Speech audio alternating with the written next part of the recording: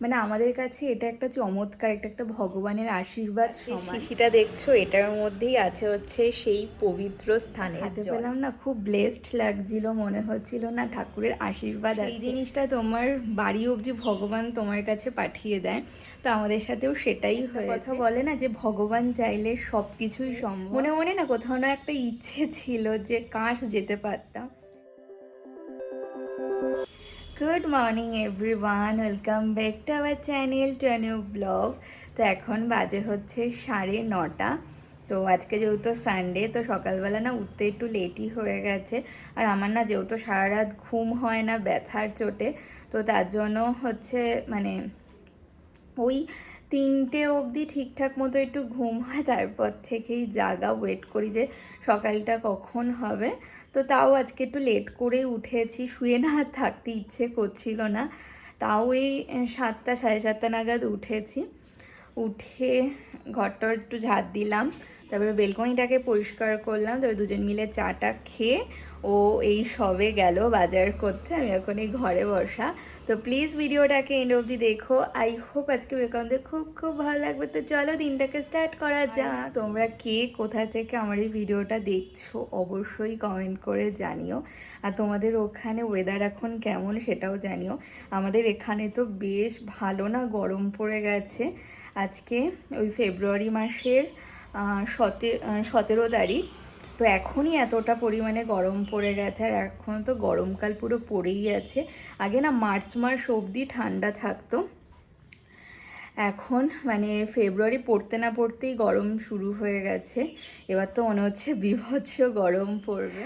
তো সকাল সকাল উঠে তো চাটা খাওয়া হয়ে গেছে, এখনও ব্রেকফাস্ট করিনিও, আসবে তারপরেই ব্রেকফাস্ট করব। আর এখন তোমরা তো জানোই যে কুম্ভের মেলা চলছে, আর বেশি দিন নেই মনে হয়, এই মাসটা অবধি আই থিঙ্ক থাকবে। তো তোমরা কারা কারা গেছো অবশ্যই কমেন্ট করে জানিও।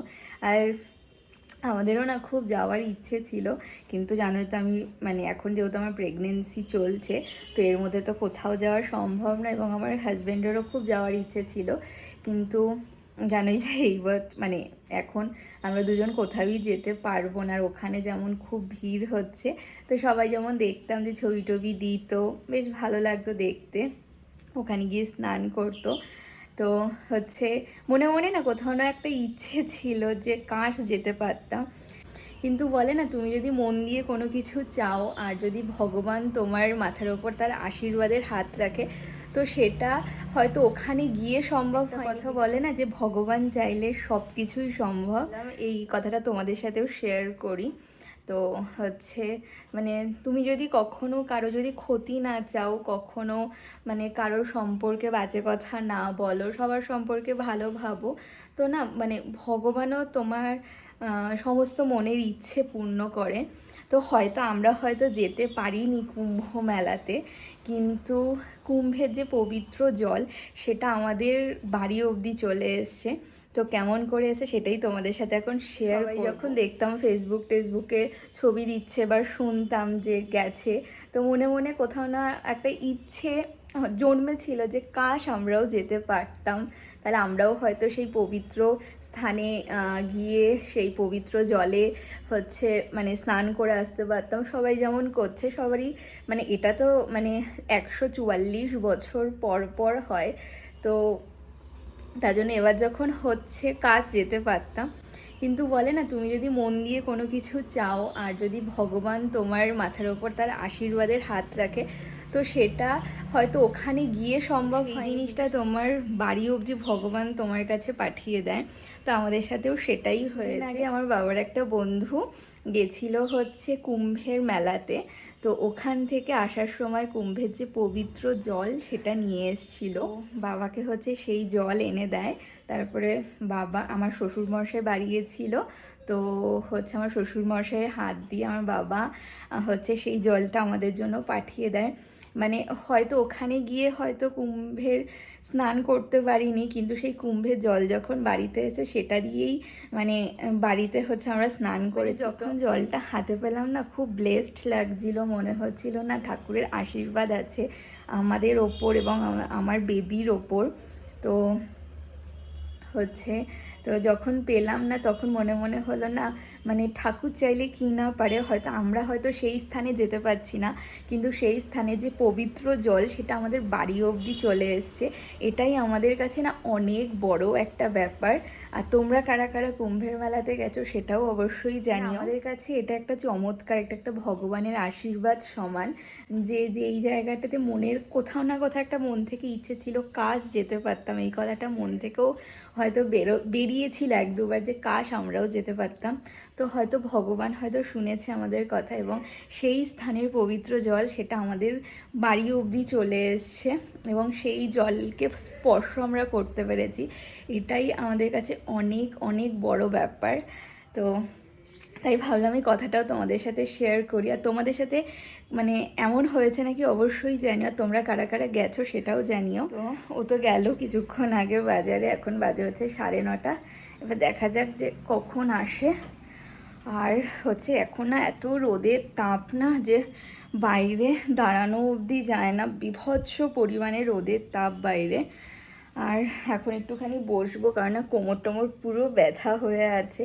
সারা রাত তো ঘুমোতে পারি না কোমরের ব্যথা। তার এখন কি হয়েছে, আমার না রাইট সাইডে আগে, মানে যেই সাইডে ফিরে শুতাম সেই সাইডে ব্যথাটা শুরু হতো, কিন্তু এখন দেখছি না রাইট সাইডে বিন্দু মাত্র ফিরে শুতে পারছি না। মানে রাইট সাইডে ফিরে শুলেই না যন্ত্রণা স্টার্ট হয়ে যাচ্ছে পায়ের। তো ডাক্তারকে বলেছিলাম, তো ডাক্তার বলেছে এখন এটা হবেই, আর এর জন্য বলেছে কোনো ওষুধ দেবে না। তো এটা আমাকে সহ্য করতেই হবে। তো এখন একটুখানি বসবো, তারপরে ও আসুক, তারপরে ব্রেকফাস্ট এগুলো বানাবো।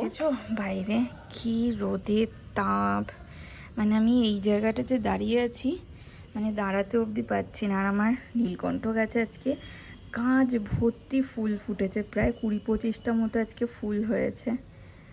আর এইদিকে ওই দেখো আমার এই যে ফুলকপি গাছটার ফুলটা দেখেছো কত বড় হয়ে যাচ্ছে। এগুলো তো এখন আসেনি, দেখা যাক যে কবে আসে। বাজে হচ্ছে ওই 11:15 মতো, তো ও তো এখনও আসেনি, চলে আসবে আর 5-10 মিনিটের মধ্যে। কিছুক্ষণ আগে ফোন করেছিল, তো এতক্ষণে ঘরেই বসা ছিলাম। আর কালকে রাতে যে ড্রাই ফ্রুটসগুলো ভেজানো হয়েছে সেটা না খাওয়া হয়নি, এতক্ষণই ঘরেই বসা ছিলাম। মানে সারা রাত ঘুম হয় না তো ঠিকঠাক মতো, তাই জন্য সকাল মানে শুয়ে তো থাকতে পারি না, মানে এত যন্ত্রণা হয়। তো সকালবেলা মানে একটু হেলান দিয়ে বসলে না একটু ভালো লাগে। এতক্ষণই বসাই ছিলাম, তারপর একটা দুটো ভিডিও পোস্ট করার ছিল, সেগুলো করলাম। তো ভাবলাম না ও আসার আগে ড্রাই ফ্রুটসগুলো খেয়ে নিই। তো এখন ড্রাই ফ্রুটসগুলো খেয়ে নেব, তারপরে ও আসলে ব্রেকফাস্ট করে নেব। এটার মধ্যে আমার ড্রাই ফ্রুটস ভিজিয়ে রেখেছে, আমন্ড, আখরোট আর খেজুর, আর মানে খেজুর বলছি কিশমিশ, আর এর মধ্যে 2টো খেজুর নিয়ে নেব এখন। তো এই হচ্ছে আমার সকালবেলা ড্রাই ফ্রুটস তো খাওয়া হয়ে গেছে। আর চলো, তখন তো তোমাদের বললাম যে আমার বাড়িতে মহাকুম্ভের জল এসছে, কেমন করে কি আসো সেটা তো জানালে আমি। তো এবার দেখাচ্ছি সেই পবিত্র জলটাকে তোমাদের। তো এই কিছুদিন আগে মানে আমার হাতে এটা এসছে 1 সপ্তাহ বেশি হয়ে গেল। তো হচ্ছে কিছুদিন আগে যেই পূর্ণিমা ছিল, মাঘ মাসের যে পূর্ণিমা, মানে ওই দিনটাতে হচ্ছে স্নান করা যায়, মানে ওই দিনই অনেকে স্নান করছে। এই জলে তো মানে ডেলি তো স্নান করা যায় না, তো কিছু কিছু এমন দিন থাকে যে সেই দিনগুলোতে স্নান হয়। তো হচ্ছে মা বলে দিয়েছিল যে ওটার টাইমিং কটা থেকে কটা অবধি কেমন করে কি স্নান করতে হবে। তো ওই জলটা পাঠিয়েছিল এই যে, আর এই যেই কাচের শিশিটা দেখছো এটার মধ্যেই আছে হচ্ছে সেই পবিত্র স্থানের জল। তো এটার হচ্ছে 1 শিশি মতো পাঠিয়েছিল। এবার হচ্ছে মানে এই জলটা যে আমার কাছে এসছে না, এটাই আমার কাছে অনেক বড় ব্যাপার, অনেক বড় একটা ভগবানের আশীর্বাদ আমার কাছে। কারণ হচ্ছে অনেকে চাইলেও মানে যেতে পারেনি, বা কোনো কারণবশত তো আমরাও ভেবেছিলাম হয়তো আমাদের ভাগ্যে নেই, কিন্তু ভগবান চাইলে না সমস্ত কিছুই সম্ভব হয়। তো এই পবিত্র জায়গার জল আমার কাছে আছে। তো কিছুটা আমি আরও 2জন মিলে স্নান করেছিলাম এই জলটা দিয়ে, আর কিছুটা হচ্ছে পবিত্র জলটা রেখে দিয়েছি ঘরে। যে না এটা থাক, কারণ একটা মানে পবিত্র জায়গার জল, এটা ঘরে রাখাও খুব ভালো। তো এই মাঘ মাসের যে পূর্ণিমা ছিল সেই পূর্ণিমার দিনই আমরা দুজনেই স্নান করে নিয়েছি এই জলটা দিয়ে। তো যখন মানে মা যখন ফার্স্ট টাইম বলেছিল না যে তোদের জন্য মহাকুম্ভের জল পাঠাচ্ছি, তো শুনে না এতটা খুশি লাগছিল, এতটা আনন্দ লাগছিল যে আমি বলে বোঝাতে পারবো না। তো হচ্ছে তখন মনে হচ্ছিল না সত্যি ঠাকুর আছে। তো ঠাকুর না চাইলে কোনো কিছুই সম্ভব না। তোমার যদি ভাগ্যে থাকে না, সেটা হচ্ছে কেউ তোমার কাছ থেকে ছিনিয়ে নিতে পারবে না, এটা আমি বিশ্বাস করি। তার জন্য সবসময় চেষ্টা করি যে ভালো কাজ করার, ভালো কর্ম করার, জেনে বুঝে কখনো খারাপ কাজ এগুলো না করার। তো হয়তো কিছু হয়তো পুণ্যের কাজ করেছিলাম বলে এই পুণ্যস্থানের জল আজকে আমার কাছে নিজের থেকে এসছে। তো এটা থেকে না বড় কথার কিছুই হয় না। চলে এসছে, ব্রেকফাস্টও বানানো হয়ে গেছে, সকালের ব্রেকফাস্ট ডিম টোস্ট। তো এখন বাজে হচ্ছে 12টা, আর এখনও রান্নাবান্না বসাইনি, ব্রেকফাস্ট তো হয়ে গেছে। তো দেখলাম মটরশুঁটি এনেছে, তো মটরশুঁটিগুলো না ছাড়িয়ে রাখি, যে একদম মানে আজকেরই তোলা, খুব ভালো মটরশুঁটিগুলো। তো ভাবলাম কিছুক্ষণ বসে মটরশুঁটিগুলো ছাড়িয়ে রাখি। এগুলো না ছাড়িয়ে আমি ডিপ ফ্রিজে রেখে দিই, কারণ একবারে তো সব খাওয়া হয় না, আর এমনভাবে রেখে দিলে না নষ্ট হয়ে যায়। তো তার জন্য ছাড়িয়ে ডিপ ফ্রিজে রেখে দিই, আরামসে না মানে থাকলে 1 বছর তোমরা ইউজ করতে পারো, মানে কিচ্ছু দিতে হয় না, জাস্ট এমন করে ছাড়িয়ে ডিপ ফ্রিজে রেখে দিতে পারো। কারণ আগের বছর অনেক মটরশুঁটি কিনেছিলাম, এই হচ্ছে এই আগের বছর মানে এই বছর জানুয়ারি মাসে আগের বছরের মটরশুঁটিগুলো হচ্ছে শেষ হয়েছে। তো এবার ওকে তো বলছি যে প্রত্যেক সপ্তাহে 1 কেজি করে নিয়ে আসবে, ছাড়িয়ে ছাড়িয়ে রেখে দিলে অনেক থাকবে। তো সারা বছর এই মটরশুঁটিগুলো খাওয়া যায়। ফ্রোজেন মটরশুঁটি না ভালো লাগে না বাজারে, এই মটরশুঁটিগুলো খেতে খুব ভালো লাগে। এখন বাজে হচ্ছে ওই 1:45 মতো, আজকে অনেকটাই লেট হয়ে গেল। তো যা মাছ মাংস এনেছিল সেগুলো ধুয়ে ফ্রিজে রেখে দিয়েছে। আজকে করছি হচ্ছে চিকেন। তো চিকেনটা প্রায় কষে এসে, আর একদিকে ভাতটাও বসিয়ে দিয়েছে, বেশিক্ষণ লাগবে না, তাড়াতাড়ি হয়ে যাবে। হচ্ছে আর এদিকে ভাত প্রায় হয়ে এসছে। এখন বাজে হচ্ছে 3:30, অনেক লেট হয়ে গেল। তো এখন লাঞ্চ করে নেব।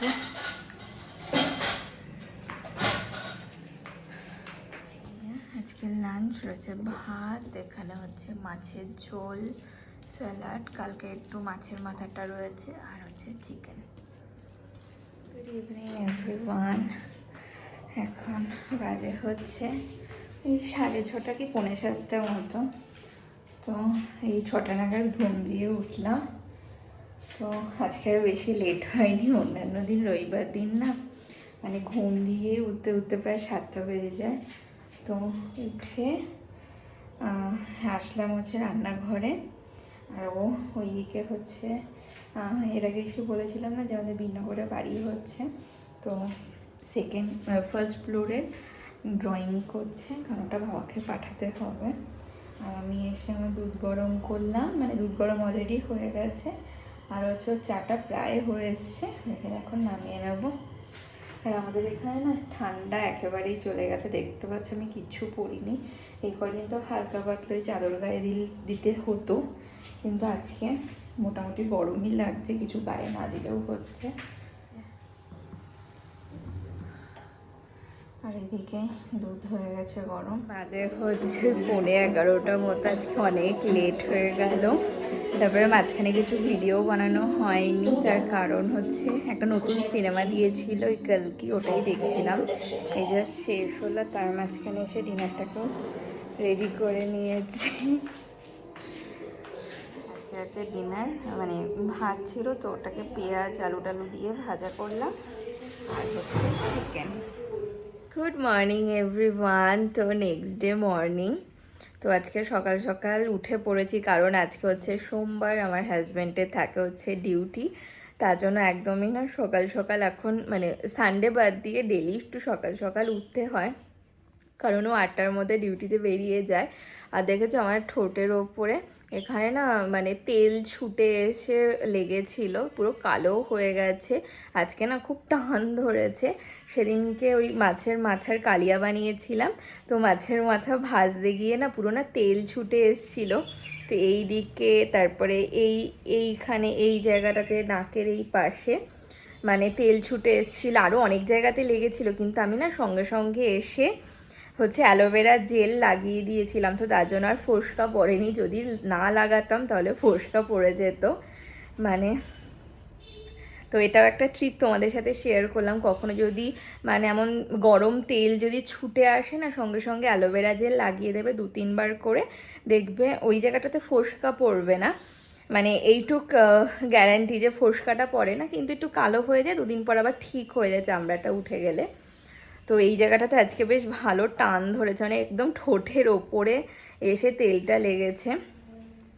তো এখনও ব্রেকফাস্ট করিনি, ও ডিউটিতে বেরোলো, তারপরে আমি বেলকনিটাকে পরিষ্কার করলাম। এখন এই বসবো এই ভিডিওটাকে এডিট করতে, তারপরে ব্রেকফাস্ট এগুলো করবো। কারণ সকালবেলা তো চা বিস্কিট এগুলো খাই, তো কিছুক্ষণ না পেটটা ভরাই থাকে। তো ব্রেকফাস্ট করার আগে হচ্ছে ড্রাই ফ্রুটস, সেটাকে খেতে হবে। তো আজকের মতো ভিডিওটাকে এখানেই এন্ড করছি। যদি কিছু ভালো লেগে থাকে তো প্লিজ লাইক করো, কমেন্ট করো, এবং অবশ্যই আমাদের চ্যানেলটাকে সাবস্ক্রাইব করে দিও। দেখা হচ্ছে নতুন একটা ভিডিওর সাথে। আজকের মতো টাটা, বাই বাই।